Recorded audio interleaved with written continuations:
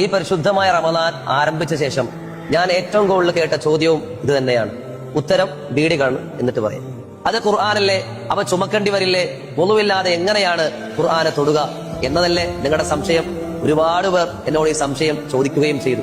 മറ്റു വസ്തുക്കളോടൊപ്പം ഖുർആൻ ചുമക്കുന്നതിന് ഒന്നും നിർബന്ധമില്ല. സൗദി അടക്കമുള്ള രാജ്യങ്ങളിലാണ് ഏറ്റവും കൂടുതൽ ഖുർആൻ അച്ചടിക്കുന്നത്. അവിടുന്ന് നമ്മുടെ നാടുകളിലെ ഖുർആൻ എത്തുന്നത് ഫ്ലൈറ്റ് മാർഗം ഡെലിവറി ചെയ്തിട്ടല്ലേ, അല്ലാതെ എങ്ങനെ കൊണ്ടുവരിക? അത് കൂട്ടത്തോടു കൂടി കൊണ്ടുവരുമ്പോൾ ഒന്നുവിന്റെ ആവശ്യമില്ല, അതുകൊണ്ടാണ് അങ്ങനെ ചെയ്യുന്നത്. അപ്പൊ ഈ സഹോദരിമാർ ഉപജീവന മാർഗമായിട്ടോ അല്ലാതെയോ ഒരു സൽക്കർമ്മമല്ലേ ചെയ്യുക? ഏതെങ്കിലും കുമ്മമാർ ആ ഖുർആൻ കിട്ടുകയും മക്കൾ കൊടുത്തതിന്റെ പേരിൽ ഖുർആൻ പാരായണം ചെയ്യുകയും ചെയ്താൽ അതെത്ര നല്ല കാര്യമാണ്. ഇങ്ങനെയുള്ള നന്മയുള്ള വിഷയങ്ങളെ നാം പ്രോത്സാഹിപ്പിക്കുകയാണ് വേണ്ടത്, നിരുത്സാഹപ്പെടുത്തിയിട്ട് കാര്യമില്ല. നമ്മൾ പലരും ഉംറയും ഹജ്ജും കഴിഞ്ഞ് വരുമ്പോ ഖുർആൻ കൊണ്ടുവരുന്നില്ലേ? അല്ലാതെ തന്നെ ഇന്ത്യയിലേക്കും കേരളത്തിലേക്കും ധാരാളം ഖുർആൻ എത്തുന്നില്ലേ? ഇതെല്ലാം ഫ്ലൈറ്റ് മാർഗം ഡെലിവറി ആയിട്ടാണ് എത്തുന്നത്.